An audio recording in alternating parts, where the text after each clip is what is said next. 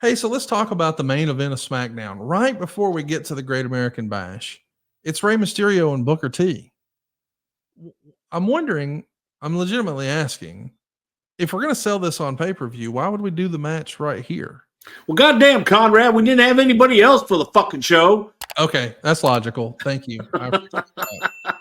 I guarantee you that's probably what it was. Like, well, shit, we got nothing else. Let's do this, and by God, we'll work something out of it to get to the pay-per-view.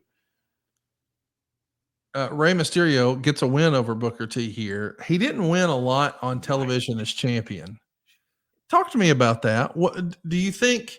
I know you've told us for years that Vince really went to you with the whole Mighty Mouse character. He was looking for his Mighty Mouse. And I appreciate that that's what he's trying here, maybe, perhaps.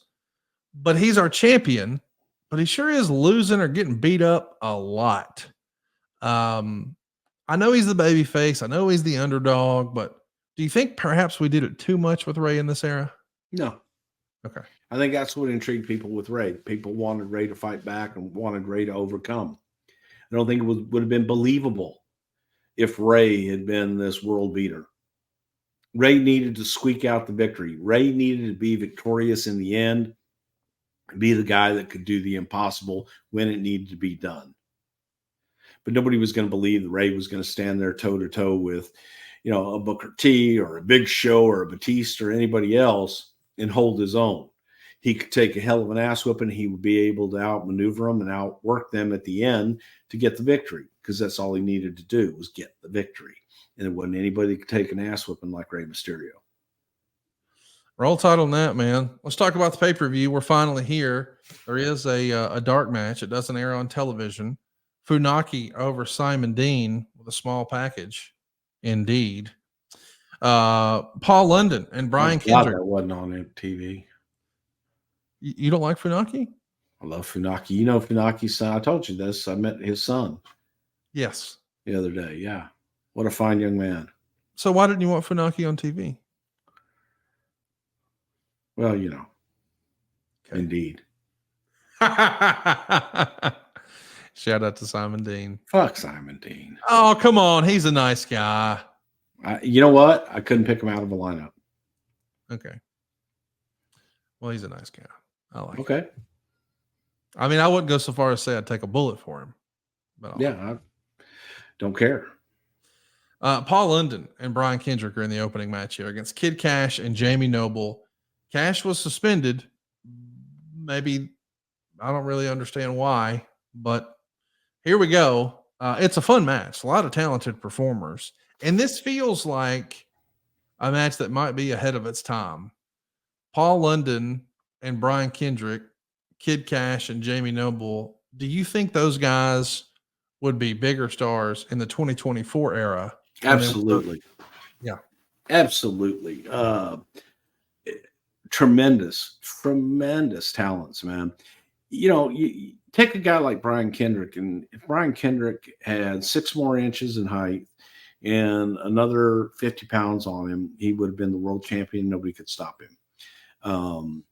His work was believable. His selling was great. And it was like, just unbelievable talent. Same thing with Paul London. Great talent, could do it all. And unfortunately, they weren't the biggest guys in the world. Look on the other side, Kid Cash and Jamie Noble. Awesome talents, man. And I think that, again, it take those talents as they were then in 2024, they would be huge stars. And in my eyes, I think they were huge stars then. I appreciated their work so much because, I enjoy wrestling, man. I enjoy it. So to watch those 4 guys just go is exactly what they did. And they tore the house down, and they got the audiences then just as they would get them now. But tremendous workers.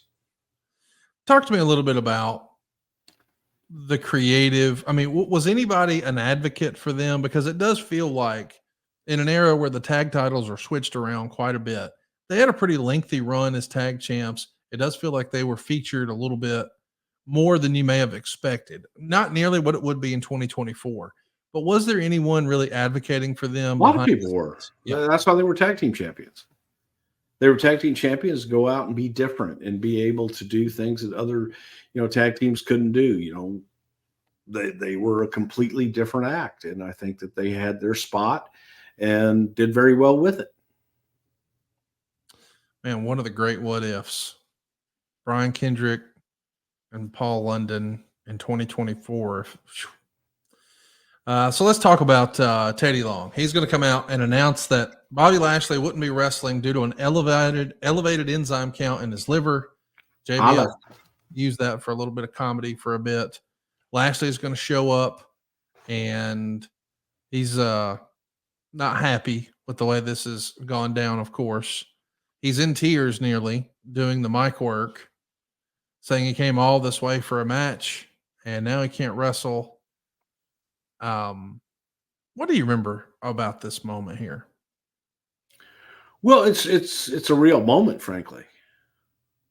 It's a situation where you're taking a real life situation, you're putting it out in front of the audience and allowing a talent to emotionally say how they're feeling. And that's what we did here.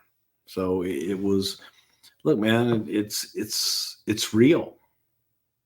Sometimes reality enters into fantasy, and that's life. That's life. That's what other people say.